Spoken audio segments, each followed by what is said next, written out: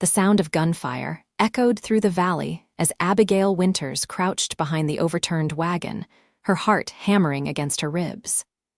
Blood from a cut on her forehead trickled down her face, but she dared not move to wipe it away. The stagecoach robbery had happened so quickly one moment, she was gazing out at the Montana landscape of 1876. And the next, she was the sole survivor of an ambush that had claimed the lives of the driver, guard, and her fellow passengers. When the bandits finally rode off with their spoils, Abigail gathered what little remained of her belongings and stumbled away from the carnage. With no destination in mind except away, she wandered for hours under the merciless summer sun. Her fine traveling dress, once the pride of her Boston wardrobe, was now torn and stained with dust and blood. Her throat burned with thirst, and spots danced before her eyes when she heard the blessed sound of running water.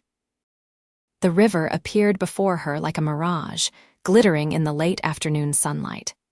Abigail staggered toward it, dropping to her knees at the bank. She cupped her hands and drank greedily, the cool water bringing her back to life. Then, unable to resist the relief it promised, she splashed water on her face, washing away the dirt and blood. That's when she heard the hoofbeats. Terrified the bandits had returned, Abigail scrambled to hide behind a large boulder. She peered around it cautiously as a lone rider approached the river. The man dismounted with fluid grace, his tall frame casting a long shadow across the water. Unlike the rough bandits, he moved with purpose but without menace. His dark hat shaded his face, and his duster bore the dust of many miles. The stranger led his horse to the water's edge, removing his hat to reveal sun-bronzed skin and hair the color of wheat. He knelt by the river, unaware of her presence, and drank deeply before refilling his canteen. Abigail shifted slightly, and a pebble skittered down the bank. The man's head snapped up, his hand moving to the revolver at his hip with lightning speed. "Who's there?" His voice was deep, steady. "Show yourself."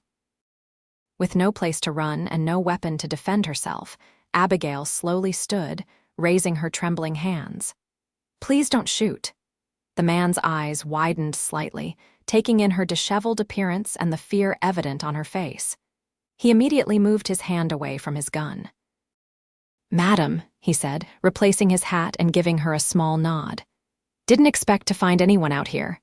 His eyes darted to the blood-stained tear in her sleeve. "You're hurt."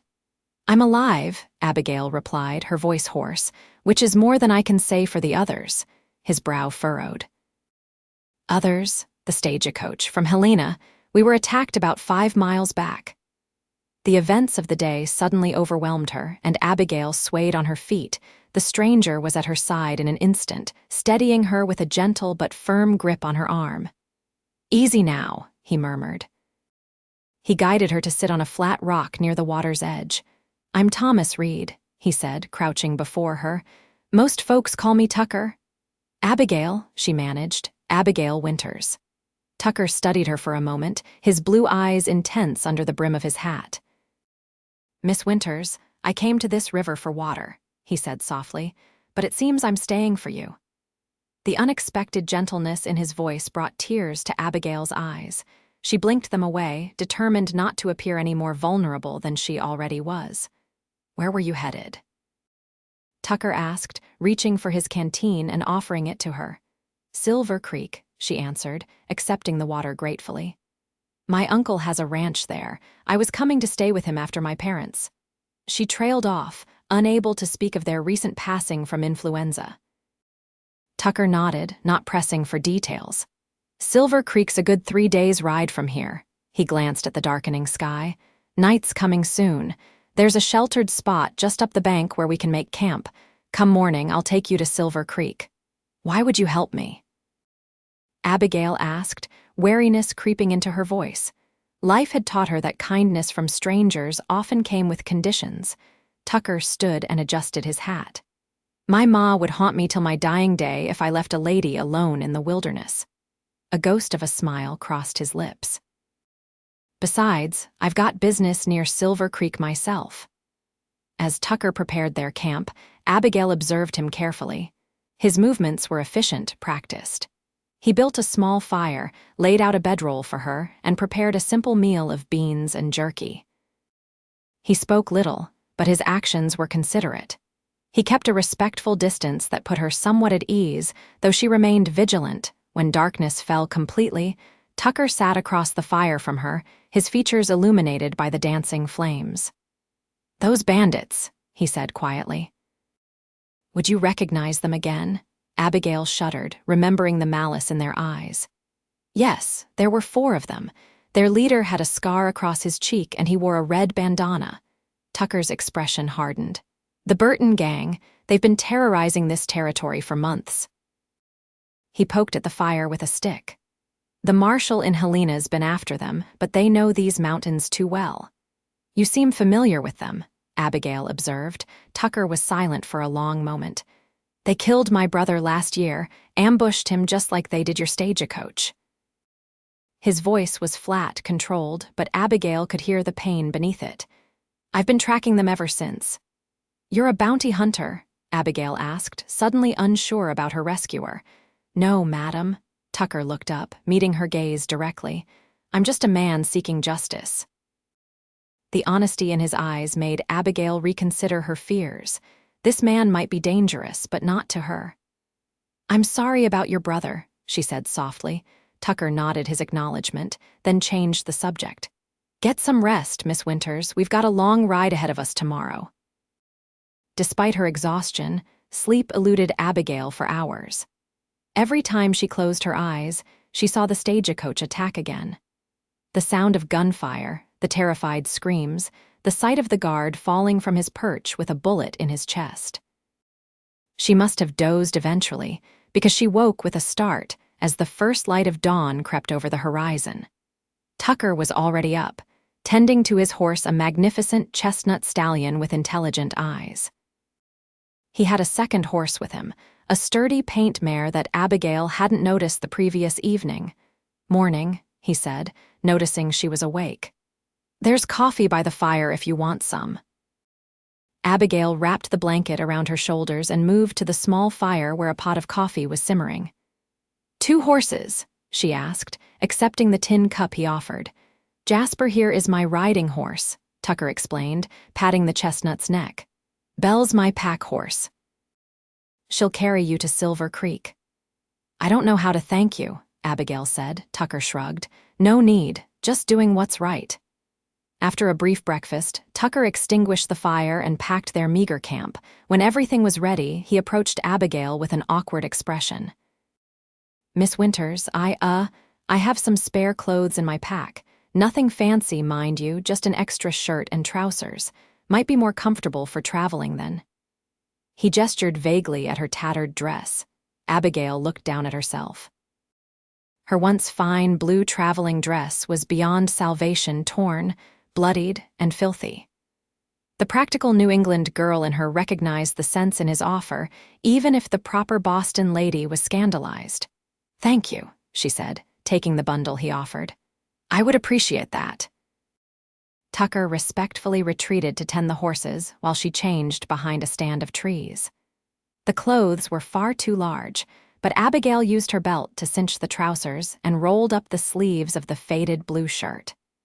When she emerged, Tucker gave her an approving nod. "Much more practical for riding," he commented, helping her mount Belle. "We'll follow the river for a few miles, then cut west toward Silver Creek." As they rode side by side through the Montana wilderness, Abigail found herself studying her companion. Thomas Tucker Reid was a man of few words, but his presence was reassuring. His weathered face suggested he was in his early 30s, perhaps 5 or 6 years older than her 25 years. Despite his hard exterior, there was a gentleness to him that intrigued her. "Have you always lived in Montana territory?" she asked, breaking the companionable silence. Tucker adjusted his hat against the rising sun. "Born in Missouri. Came out west with my pa and brother after the war. Pa died of pneumonia our first winter here. After that, it was just me and James." A shadow crossed his face at the mention of his brother. "I'm sorry," Abigail said softly. Tucker shrugged. Life out here is hard, but it's honest, at least for most. His jaw tightened. Not for men like the Burtons, though. Is that why you were by the river yesterday, tracking the Burtons? Tucker nodded. Their trail led that way. I'd been following them for 2 days when I found you. Abigail's heart sank. And now you've lost their trail because of me. Don't worry about that, Tucker said firmly. They can't hide forever. Besides, getting you safely to your uncle is more important right now. They rode in silence for a while, the rhythm of the horses' hooves a soothing counterpoint to Abigail's troubled thoughts. She had come west to escape the grief and memories that haunted her in Boston, only to find new horrors awaiting her. Yet somehow, in the midst of tragedy, fate had placed this enigmatic man in her path. "What about you, Miss Winters?" Tucker asked eventually. "What brings a Boston lady to Montana territory?" Abigail was surprised he had pinpointed her origins so accurately. "How did you know I'm from Boston?" A hint of a smile touched Tucker's lips. "Your accent, and those fancy boots you're wearing saw them when you changed clothes. Boston-made, if I'm not mistaken. You're observant, Mr. Reed. Have to be out here." He waited patiently for her to continue. Abigail sighed. "My parents died 3 months ago. Influenza took them both within a week of each other. The pain of their loss was still raw. There was nothing left for me in Boston after that. My Uncle Arthur is my only living relative. He wrote to me years ago, inviting me to visit his ranch. I never found the time then, but now." She trailed off, remembering her uncle's weathered handwriting and the descriptions of the land he loved. "Silver Creek's good country," Tucker said. "Your uncle chose well. Did you know him?" Abigail asked, surprised. "Know of him. Arthur Winters has one of the most successful cattle operations in the territory. Decent man by all accounts." This information heartened Abigail. She knew so little about her uncle, having met him only once as a child. Her parents had disapproved of his decision to move west, considering it reckless and beneath their social standing. But necessity had overcome pride, and Abigail had written to him after their deaths, asking if his invitation still stood. His reply had been immediate and welcoming. As the day wore on, the terrain became more challenging. They navigated steep hillsides and crossed shallow streams, Tucker always careful to choose the easiest path for Belle and her inexperienced rider. By mid-afternoon, dark clouds had gathered on the horizon, and the air grew heavy with the promise of rain. "There's an old line shack about an hour ahead," Tucker said, eyeing the sky with concern. "We can shelter there for the night. Will we still reach Silver Creek in 3 days?" Abigail asked, wincing as she shifted in the saddle. Her body, unaccustomed to riding, protested each movement. "Might take a bit longer now," Tucker admitted, "but pushing too hard won't do us any good." The first fat raindrops began to fall just as the small wooden structure came into view. It was a humble one-room cabin, built for cowboys to use during the harsh winter months when tending to far-flung herds. Tucker helped Abigail dismount, her legs nearly buckling as they hit the ground. "You all right?" he asked, his hands steadying her waist. "Just stiff," she assured him, trying to ignore the warmth of his touch through the thin fabric of his shirt. Tucker quickly settled the horses under a lean-to attached to the cabin, then joined Abigail at the door. The interior was sparse, but clean: a small iron stove, a rough-hewn table with 2 chairs, and a narrow cot in the corner. Tucker immediately set about building a fire in the stove while Abigail stood awkwardly, unsure of her role in this unfamiliar setting. "There should be some canned goods in that cupboard," Tucker said, nodding toward a small cabinet. "Range riders keep these places stocked." Abigail found cans of beans and peaches, along with coffee and some basic supplies. As she prepared a simple meal, the rain intensified, drumming against the roof with increasing ferocity. Thunder rolled across the sky, and lightning illuminated the small cabin in brief, brilliant flashes. "Looks like we made it just in time," Tucker remarked, hanging his damp coat and hat on a peg by the door. Without his duster, Abigail could see the lean strength of his frame, broad shoulders tapering to a narrow waist, with powerful arms accustomed to hard work. They ate their meal in companionable silence, the storm raging outside creating a strange sense of intimacy within the cabin's walls. When they finished, Tucker insisted that Abigail take the cot while he would sleep on the floor near the stove. "I can't take your bed," Abigail protested. "You've already done so much for me." "It's not my bed," Tucker pointed out reasonably. "And I've slept on harder ground than this floor." As the night deepened and the storm continued its assault, Abigail lay awake listening to the rain and Tucker's steady breathing across the room. Strange how quickly one could come to trust a stranger, she thought. In just one day, this quiet, honorable man had become her protector, guide, and perhaps even friend. "Mr. Reed," she said softly, unsure if he was still awake. "Tucker." "Yes." His voice came immediately from the darkness. "Thank you for everything." There was a pause before he replied. "Get some sleep, Miss Winters. Tomorrow's another long day." But sleep remained elusive for Abigail. Each crack of thunder reminded her of gunfire, bringing back memories of the stagecoach attack. Eventually, she must have drifted off, because the next thing she knew, sunlight was streaming through the cabin's single window, and the scent of coffee filled the air. Tucker was already up, tending to the horses outside. When he returned, he found Abigail attempting to comb through her tangled hair with her fingers. "Here," he said, reaching into his saddlebag and producing a small wooden comb. "It was my mother's." Abigail accepted the unexpected gift with surprise. "Thank you." Tucker busied himself with breakfast preparations, while Abigail gratefully worked the comb through her long auburn hair. The simple act of grooming restored a small sense of normalcy, a reminder of the civilized life she'd left behind. "The storm's cleared out," Tucker announced. "But the creek we need to cross will be running high. Might have to find another way around." As they set out after breakfast, Abigail noticed Tucker was more alert than usual, his eyes constantly scanning their surroundings. When she asked about it, he hesitated before answering. "Storms like that tend to drive folks to shelter," he explained, "including those who might be best avoided." Abigail understood his meaning immediately. "The Burton gang." Tucker nodded grimly. "Just keeping my eyes open is all." They rode through a landscape transformed by the night's deluge. Wildflowers glistened with raindrops, and the scent of wet earth and pine filled the air. Despite her physical discomfort and the lingering fear of bandits, Abigail found herself appreciating the raw beauty of the Montana wilderness.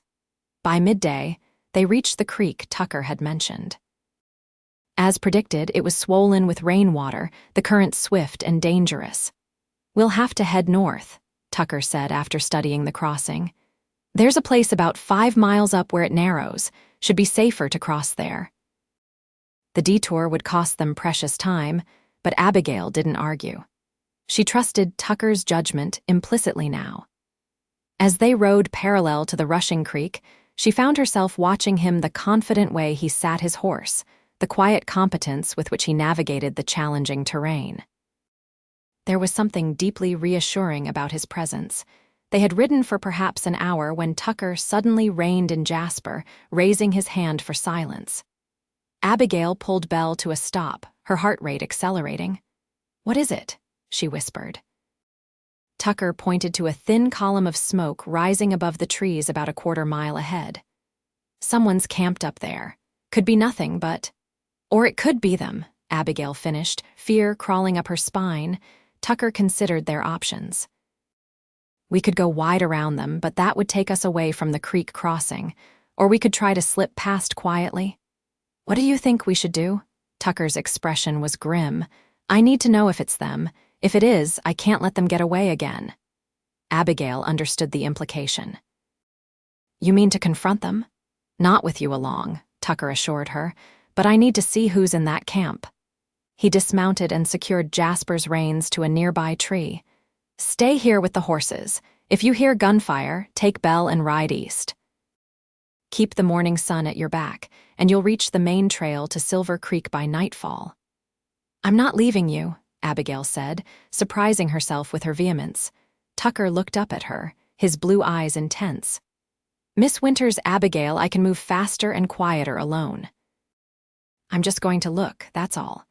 Something in his tone made her believe him.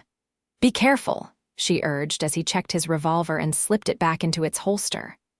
"Always am," he replied with a hint of a smile. Then he was gone, moving silently through the underbrush like a shadow. The minutes crawled by with excruciating slowness. Abigail remained mounted on Belle, ready to flee at the first sign of trouble. Both horses seemed to sense her tension, their ears flicking nervously back and forth. When a twig snapped nearby, Abigail nearly cried out in alarm. But it was Tucker returning, his expression dark. "It's them," he said quietly. "All four of them, including Burton himself." Abigail's mouth went dry. "What are we going to do?" "We're going to circle around them, wide as we can," Tucker said, untying Jasper's reins. "Much as I want to end this now, getting you safely to Silver Creek comes first." His words warmed Abigail, even as fear chilled her blood. They led the horses on foot for nearly a mile, moving as quietly as possible through the dense forest until Tucker was certain they were well past the bandits' camp. Only then did they remount and continue their journey north. "They were drinking pretty heavily," Tucker observed as they rode. "Celebrating their latest robbery, no doubt." "Will you go after them?" Abigail asked. "After you've taken me to Silver Creek," Tucker nodded, his jaw set in determination. "I've waited this long for justice. A few more days won't matter." They reached the narrower crossing late in the afternoon. The creek was still swollen, but passable with care. Tucker went first, testing the depth and strength of the current. When he was satisfied it was safe, he led Belle with Abigail across, the water reaching halfway up the horse's legs. "There's a settlement called Copper Hill about 10 miles west of here," Tucker said once they were safely across. "We can get supplies there and maybe a proper bed for you tonight." The prospect of civilization, even frontier civilization, lifted Abigail's spirits. As they rode, she found herself opening up to Tucker, telling him about her life in Boston, her childhood in her parents' elegant townhouse, her education at an exclusive girls' school, the society balls and theatrical performances that had once filled her calendar. "It all seems so trivial now," she admitted. "So removed from real life." Tucker listened attentively.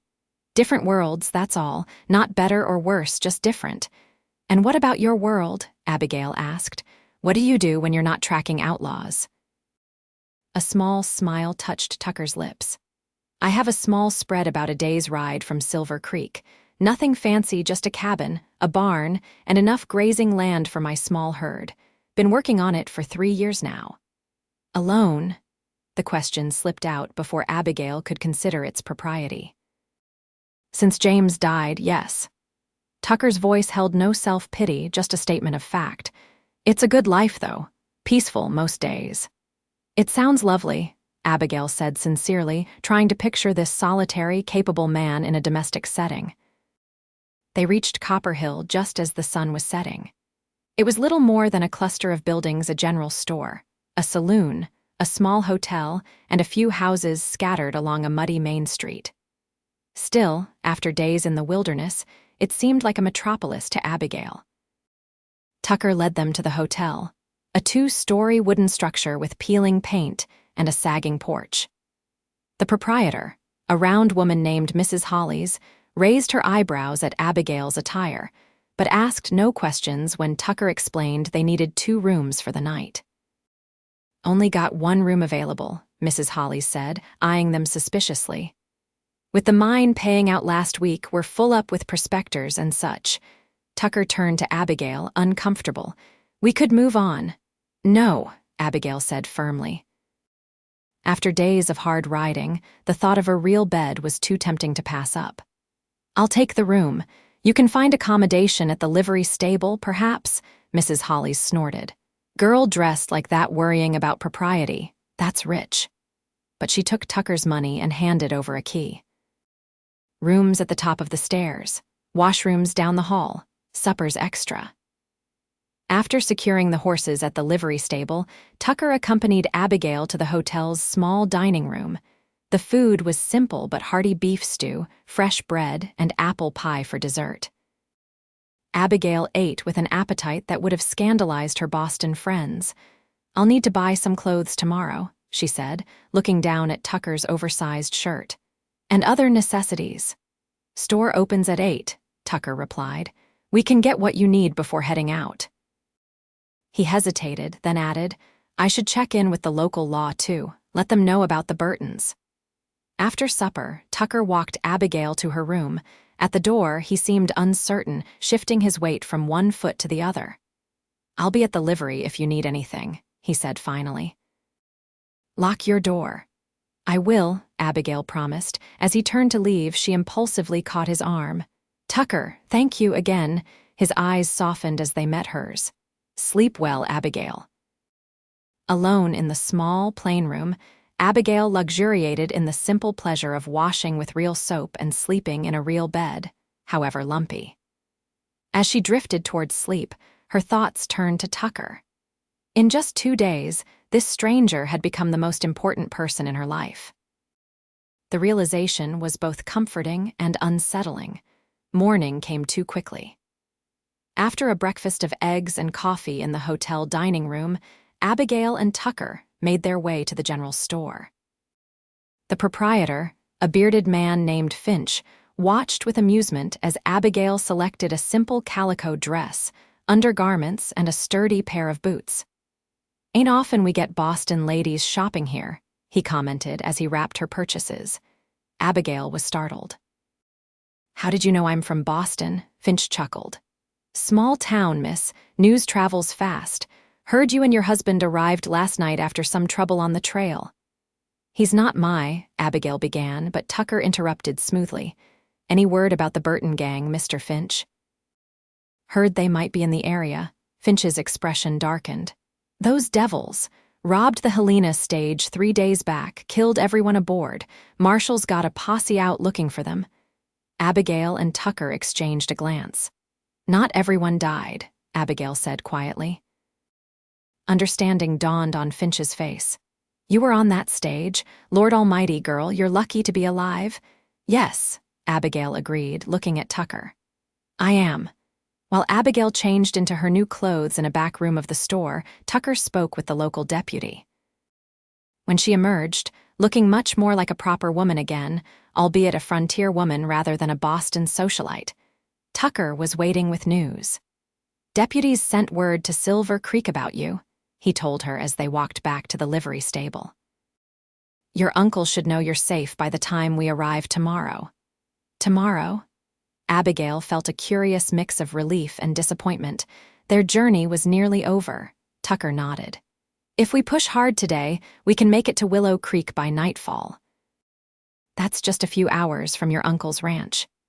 They set out from Copper Hill with fresh supplies and renewed determination. The terrain gradually changed as they rode west, the dense forests giving way to rolling hills covered with tall grass and wildflowers. In the distance, snow-capped mountains pierced the horizon like sentinels. "It's beautiful," Abigail breathed, taking in the vast landscape. "This is cattle country," Tucker explained. "Good grazing land. Your uncle was smart to settle here." As they rode side by side, Abigail found herself studying Tucker's profile, committing it to memory. The strong jaw, the straight nose, the way the corners of his eyes crinkled when he almost smiled. She was startled when he turned and caught her staring. "Something wrong?" he asked. Abigail felt heat rise to her cheeks. "No, I was wondering what will happen after tomorrow." Tucker was quiet for a long moment. "You'll be safe with your uncle, start your new life. And you," his expression hardened. "I'll finish what I started, find the Burtons. And then I go home, back to my ranch." He glanced at her. "What kind of life are you hoping to find out here, Abigail?" It was a profound question, one she hadn't fully considered in her haste to escape Boston. "I don't know," she admitted. "Something meaningful, something real." Tucker nodded as if he understood perfectly. "You'll find it. You're stronger than you know." His words stayed with Abigail as they continued their journey through the afternoon. This man who had known her for only days had seen a strength in her that she herself had doubted. Perhaps he was right. Perhaps the tragedy that had befallen her had revealed a resilience she never knew she possessed. They stopped to rest the horses by a small pond around midday. As Abigail stretched her sore muscles, she noticed Tucker scanning the horizon with a slight frown. "What is it?" she asked, immediately alert. "Dust cloud," he said, pointing to the east. "Riders coming fast. Could be nothing but—" "The Burtons," Abigail's heart raced. "Maybe, or it could be the marshal's posse." Tucker quickly gathered their things. "Either way, I'd rather not find out. Let's move." They rode hard for the next hour, pushing the horses as much as they dared. Tucker led them into a narrow valley where the tall grass would hide their passage. When they finally stopped to water the horses at a small stream, Abigail's entire body ached from the punishing pace. "I think we lost them," Tucker said, looking back the way they had come. No sign of pursuit. Relief flooded through Abigail. "Good. I don't think I could ride much faster without falling off." Tucker's mouth quirked in that almost smile. "You ride well for a city girl." "High praise indeed," Abigail returned dryly, but she was pleased by the compliment. As evening approached, dark clouds gathered once more on the horizon. Tucker eyed them with concern. "Storm's coming. We need to find shelter before it hits." "Willow Creek," Abigail suggested hopefully. Tucker shook his head. "Too far still, but there's an old trapper's cabin nearby if I remember right. Used it once during a blizzard." The first raindrops were falling as they found the cabin, a crude structure even more basic than the line shack they'd stayed in previously. The roof leaked in several places, and the dirt floor was damp, but it offered protection from the worsening weather. Tucker quickly established a small fire in the stone fireplace, while Abigail arranged their bedrolls as far from the leaks as possible. Outside, the storm intensified, wind howling around the cabin's corners and rain lashing against the single small window. "Reminds me of that first night," Abigail said, warming her hands by the fire. "When you found me by the river." Tucker nodded, feeding another stick to the flames. "Seems longer ago than just 3 days. So much has happened," Abigail agreed.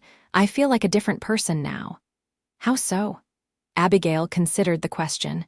"In Boston, I was always Arthur and Elizabeth Winters' daughter, always defined by my family, my social position. Out here, I'm just me, Abigail, and that has to be enough." "It is enough," Tucker said quietly, his eyes meeting hers across the fire. Something in his gaze made her breath catch. "What about you?" she asked, trying to steady her voice. "Has this journey changed you too?" Tucker was silent for so long that Abigail thought he might not answer. Finally, he spoke, his voice low. "For a year, all I've thought about is finding the men who killed my brother. It's been consuming me." He stared into the flames. "These past days, helping you, I've remembered there's more to life than vengeance." Abigail moved around the fire to sit beside him. "What will you do if you find them?" "When I find them," Tucker corrected, "I'll bring them to justice, proper justice before a judge." He glanced at her. That's what James would have wanted. He always believed in the law, even out here where it's sometimes hard to find. "He sounds like a good man," Abigail said softly. "The best." Tucker's voice was rough with emotion. He was the one who wanted to come west. "Had big dreams about building something from nothing. I just followed along like always." He shook his head. "Ironic that I'm the one still here, still building that dream." Impulsively, Abigail reached out and took his hand. His skin was warm and calloused against hers. "I think he'd be proud of what you've accomplished." Tucker looked down at their joined hands, then up at her face.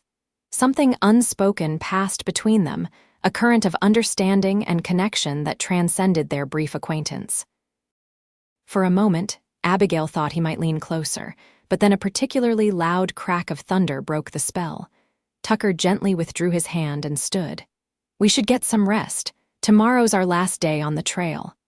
Our last day together, Abigail thought with an unexpected pang of sadness. She retreated to her bedroll. but sleep eluded her as she listened to the storm and pondered the complications of her heart. Morning dawned clear and bright, the storm having passed during the night. Abigail awoke to find Tucker already outside, tending to the horses. She quickly freshened up as best she could and joined him, determined to make the most of their final day of travel. "Your uncle's ranch is about 4 hours' ride from here," Tucker said as they set out. "We should arrive by early afternoon." Abigail nodded, trying to summon enthusiasm for reaching their destination. The prospect of meeting her uncle after so many years was both exciting and nerve-wracking. Would he welcome her as warmly in person as he had in his letters? Would she find a place for herself in this new world? And what of Tucker? Once he delivered her safely to Silver Creek, would he simply ride away to continue his quest for justice? The thought created a hollow feeling in her chest. They rode mostly in silence that morning, each lost in their own thoughts. The landscape grew increasingly familiar to Tucker, who pointed out landmarks and shared stories of his travels through the area. Around midday, they crested a hill and Tucker reined in his horse. "There it is," he said, pointing to the valley below. "Silver Creek. Your uncle's ranch is just beyond that stand of cottonwoods." Abigail followed his gaze. In the distance, she could see buildings clustered near a winding creek that glittered in the sunlight. Cattle dotted the lush pastures, and smoke rose from several chimneys. It looked peaceful, prosperous, a stark contrast to the violence and danger that had marked the beginning of her journey. "It's lovely," she said, trying to imagine herself as part of that scene.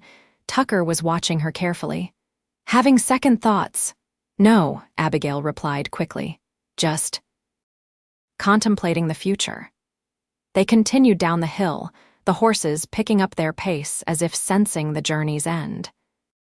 As they drew closer to the ranch, Abigail could make out more details: a large main house painted white, several outbuildings, corrals filled with horses, and men working with the cattle. One of the ranch hands spotted them approaching and rode out to meet them. "Howdy, folks," he called, tipping his hat. "Can I help you?" "I'm Thomas Reed," Tucker replied. "This is Miss Abigail Winters. We're here to see Arthur Winters." The cowboy's face lit up with recognition. "Miss Winters, your uncle's been worried sick about you.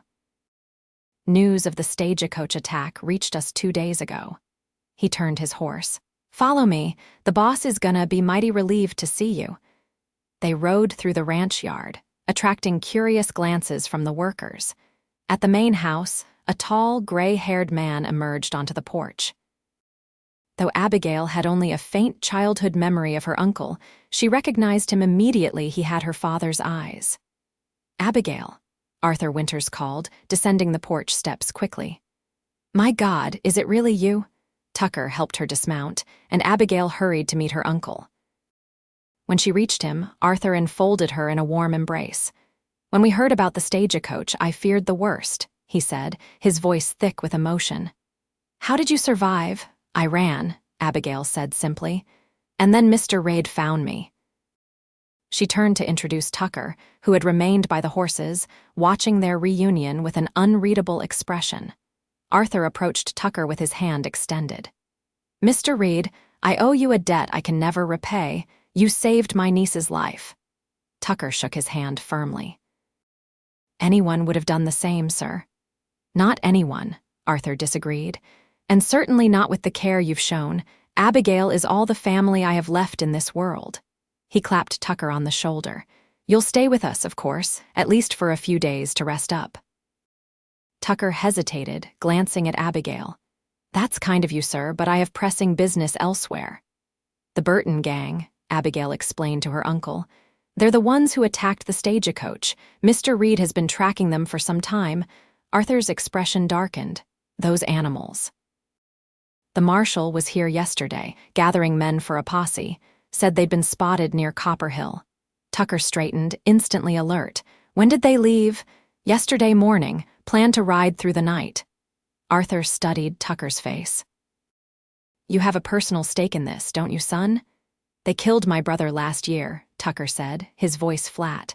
Arthur nodded gravely. "All the more reason for you to join the posse." But not today. You're exhausted, and so are your horses. Rest tonight, set out fresh tomorrow. When Tucker began to protest, Arthur held up his hand. Those men won't escape, Mr. Reed. Half the territory is looking for them now. After a moment's hesitation, Tucker nodded his agreement. One night. Thank you, Mr. Winters. Abigail felt a surge of relief. One more night before Tucker rode out of her life. One more chance to understand the connection that had formed between them on the trail. Arthur led them into the house, a spacious and comfortable dwelling that reflected its owner's prosperity. He introduced Abigail to Mrs. Cooper, the housekeeper, who immediately took charge of showing Abigail to her room and preparing a bath for her. Dinner at 6, Arthur called after them. I want to hear everything about your journey. The luxury of a proper bath after days on the trail was indescribable. Abigail soaked until the water cooled, washing away the dust and fatigue of travel. Mrs. Cooper had laid out a dress belonging to Arthur's late wife, a simple but elegant garment that fit Abigail reasonably well. Looking in the mirror, Abigail hardly recognized herself. Her face was tanned from the sun, and there was a new confidence in her eyes that hadn't been there before. When she descended to the dining room, she found her uncle and Tucker already seated, deep in conversation about the Burton gang and the marshal's plans to capture them. Both men rose as she entered, and Abigail couldn't help but notice the appreciation in Tucker's eyes as they took in her transformed appearance. "Abigail, my dear, you look wonderful," Arthur said, pulling out her chair. "Elizabeth's dress suits you."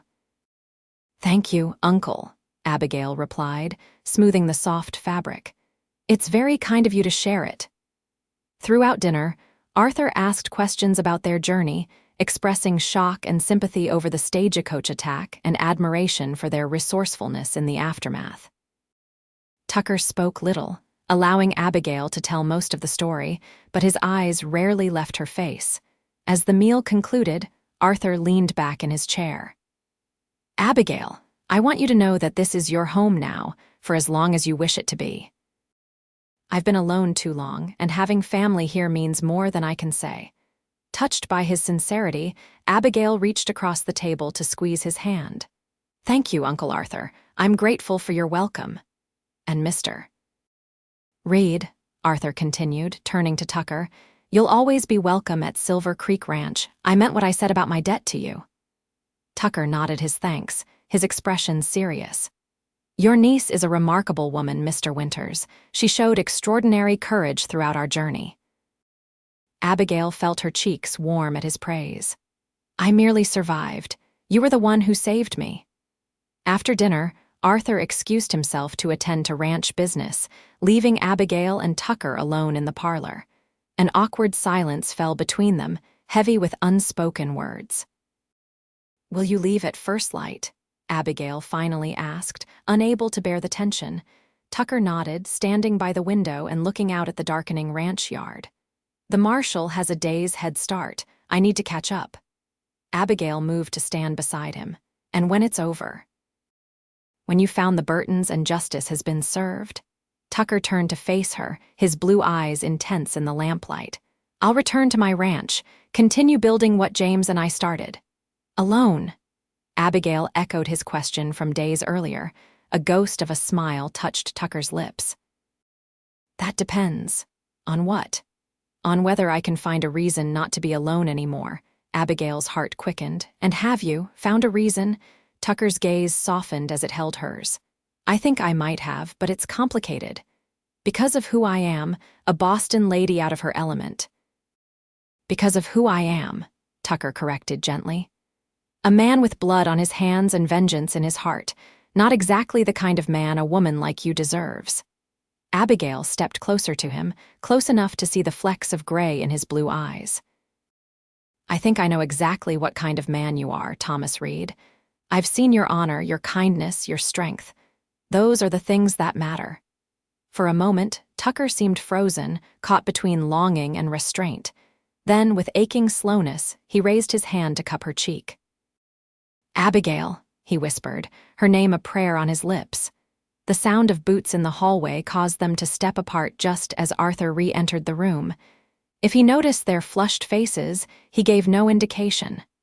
"Early start tomorrow for both of us," he announced. "I've got to ride out to check the north pasture, and Mr. Reed here has a posse to catch up with." The moment broken, Abigail excused herself shortly after, claiming fatigue from their journey. At the foot of the stairs, Tucker caught her hand. "Good night, Abigail," he said softly. "Sleep well." "Be careful tomorrow," she replied, reluctant to let go of his hand. "Promise me you'll come back." Tucker's eyes held hers for a long moment. "I promise." Abigail lay awake long into the night, her mind replaying every moment of their journey together, every word they had exchanged, every look that had passed between them. By the time dawn lightened the sky, she had made a decision. Dressing quickly, she made her way downstairs, hoping to catch Tucker before he departed. The house was quiet, but through the front window, she could see activity in the stable yard. Hurrying outside, she found Tucker saddling Jasper, his pack already secured. "You're leaving," she said, her voice carrying in the crisp morning air. Tucker turned, surprise and something warmer flickering across his face. "I didn't expect you to be up so early. I couldn't let you go without saying goodbye." Abigail moved closer, heedless of the curious glances from the ranch hands nearby. "And without telling you that I'll be waiting for your return." Tucker's hands stilled on the saddle. "Abigail, I know what you're going to say," she interrupted. "That it's too soon, that we barely know each other, that I might change my mind once I've settled here." A smile tugged at Tucker's lips. "Actually, I was going to say that knowing you'll be waiting makes leaving all the harder." Hope bloomed in Abigail's chest. "Then don't leave. Or at least, don't leave without knowing this." Standing on tiptoe, she pressed her lips to his in a brief, sweet kiss. When she pulled back, Tucker's expression was one of wonder and longing. "That's not playing fair, Miss Winters," he murmured, his voice rough. "All's fair in love and war, mister." "Reed," she replied with newfound boldness, "and I believe this might be both." Tucker's laugh was low and warm. "You may be right about that." His expression sobered. "But I still have to go. I need to finish this, Abigail, for James, for myself." "I understand," she said, and she truly did. "Just remember your promise to come back. Wild horses couldn't keep me away." Tucker mounted Jasper, looking down at her with an intensity that made her breath catch. "When I return, we'll have that talk about my reason for not being alone anymore." "I'll hold you to that," Abigail said, stepping back as he turned his horse toward the ranch gate. Tucker tipped his hat to her. 3 days, 4 at the most. Then he was gone, riding away into the rising sun, leaving Abigail with hope in her heart and a promise to keep her company.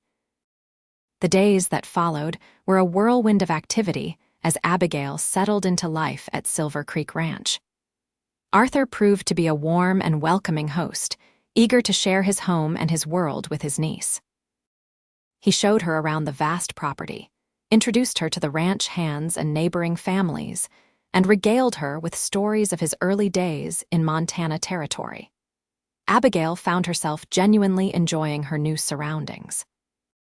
The open spaces and fresh air were a balm to her spirit after the confines of Boston society. She took to riding daily, exploring the ranch and improving her horsemanship. In the evenings, she and Arthur would sit on the porch, watching the sunset and talking about everything from cattle breeding to literature. But always, in the back of her mind, was Tucker. Each day, she scanned the horizon, hoping to see a lone rider returning from the east. Each night, she prayed for his safety and swift return.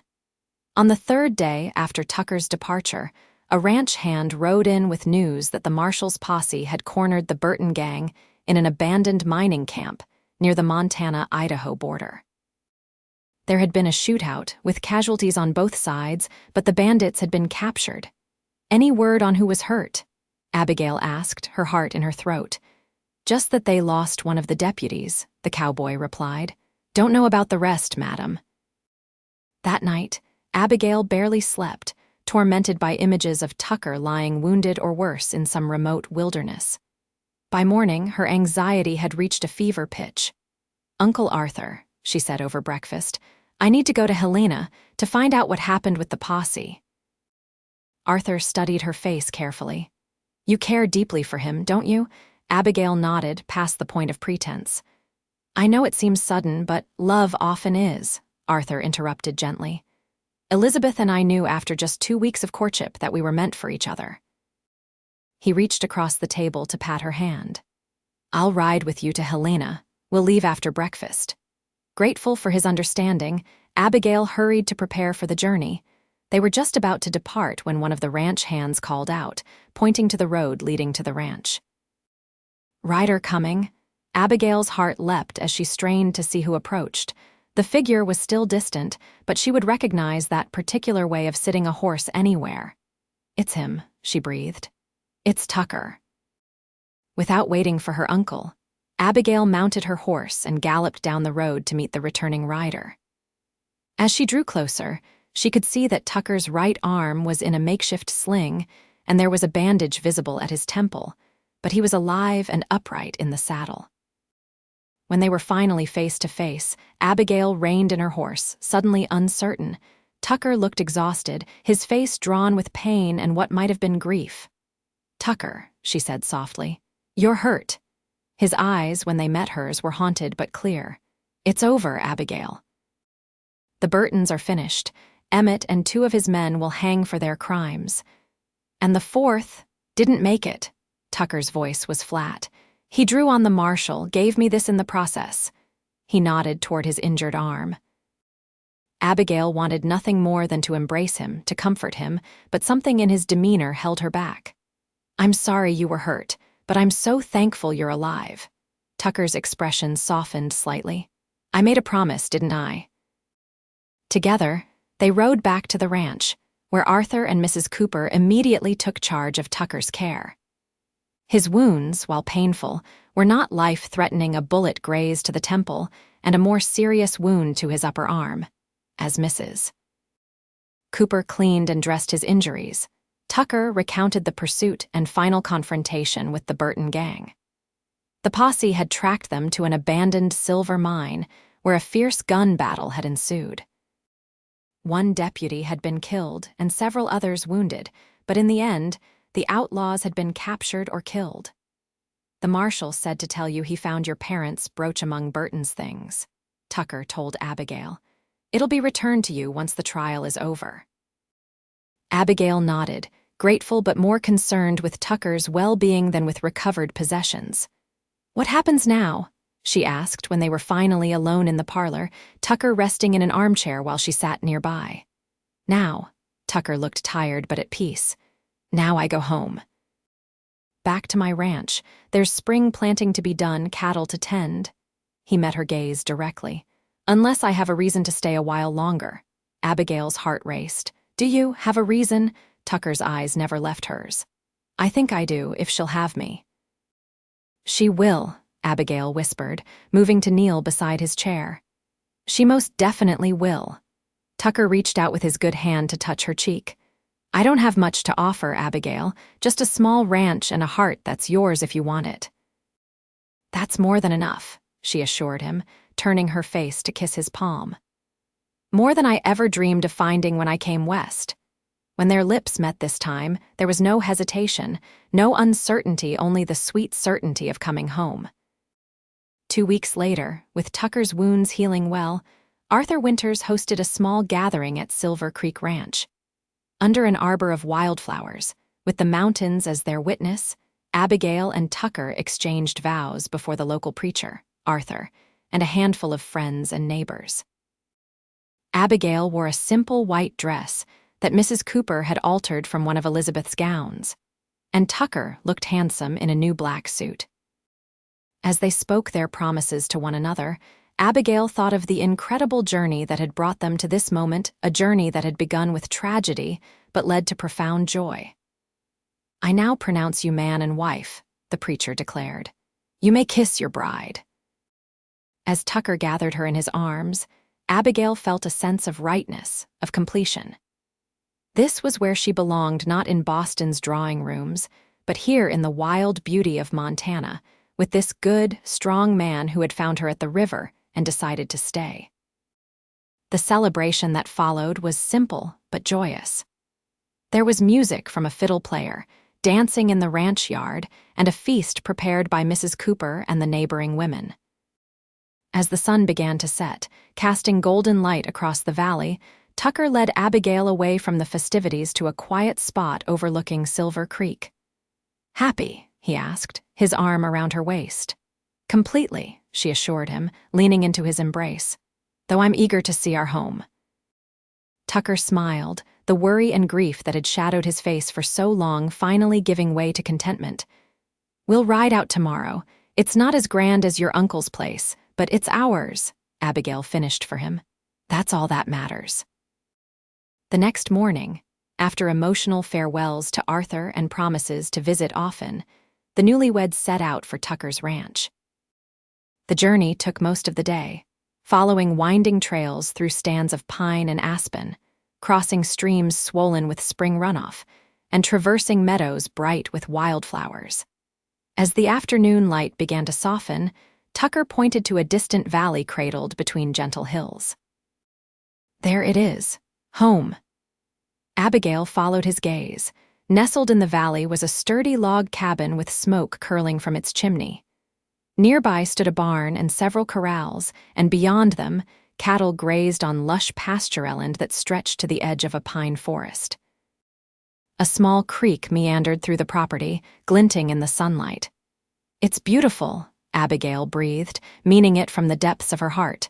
Tucker's expression was a mixture of pride and uncertainty. "It's still a work in progress. James and I had big plans for it."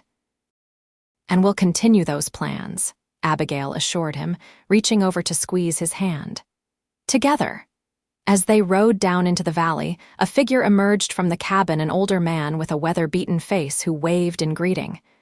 "That's Sam Mitchell," Tucker explained. "My neighbor from the next valley over.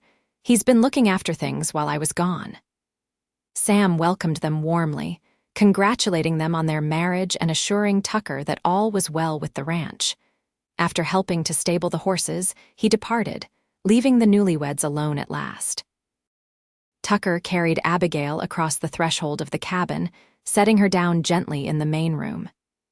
It was simply furnished but comfortable, with a stone fireplace, a solid table and chairs, and bookshelves filled with well-worn volumes. Windows on either side offered views of the mountains and the creek. "It needs a woman's touch," Tucker admitted, watching Abigail's face anxiously as she explored their home. "It's perfect," she declared, turning to him with shining eyes. "Absolutely perfect." That evening, as they sat on the porch watching the sunset paint the sky in brilliant hues of pink and gold, Abigail nestled against Tucker's side, savoring the peace of their new life together. "Do you ever think about how different our lives might have been if you hadn't come to the river that day?" she asked. Tucker's arm tightened around her. "I try not to. Some things are meant to be, I reckon. I came for water, but I stayed for you. Best decision I ever made." Abigail smiled, tilting her face up for his kiss. "Mine too." In the years that followed, the Reed Ranch prospered under their joint care. Tucker expanded the herd and built a larger barn, while Abigail established a vegetable garden and planted fruit trees. They added rooms to the cabin. As their family grew, first a son they named James in honor of Tucker's brother, then a daughter they called Elizabeth after both their mothers. Abigail never returned to Boston, though she maintained correspondence with old friends there. Montana had become her true home, its vast skies and rugged beauty as much a part of her as the city had once been. And Tucker, her quiet, steady Tucker, remained the center of her world, the man who had found her at her lowest moment and lifted her to heights of happiness she had never imagined possible. On their 10th anniversary, they rode together to the spot where they had first met the river, where a desperate young woman had found salvation in the form of a lone cowboy. The landscape had changed little in the decades since, the water still flowing clear and cool over smooth stones. "Do you remember what you said to me that day?" Abigail asked as they sat side by side on the riverbank, their horses grazing nearby. Tucker smiled, the lines at the corners of his eyes deepening.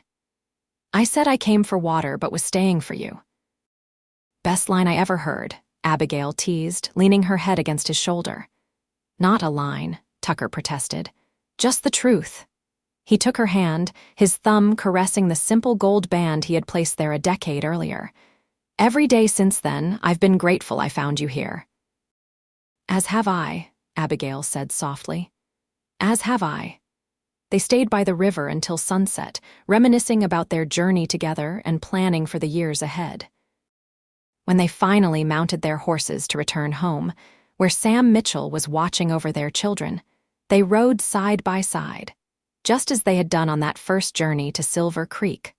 Life in the Montana Territory was never easy. There were harsh winters that tested their endurance, dry summers that threatened their livelihood, and the constant challenges of frontier living. But through it all, Abigail and Tucker faced each trial together, their bond only strengthening with time. And whenever hardship came, they remembered the river, the place where fate had brought them together, and where a simple cowboy's words had changed both their lives forever.